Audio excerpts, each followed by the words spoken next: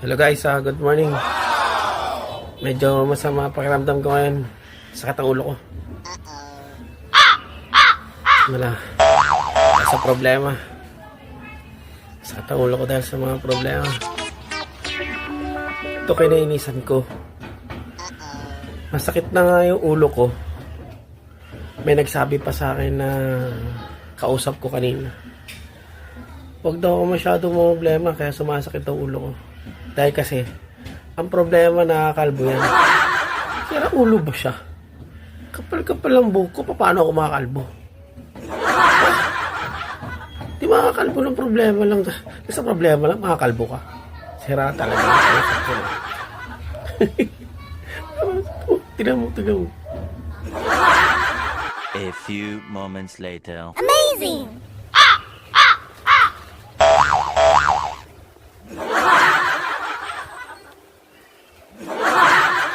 Amazing! Oh no. Patay. Sa demonyo yata yung animal na yun. Mambabarang yata yun.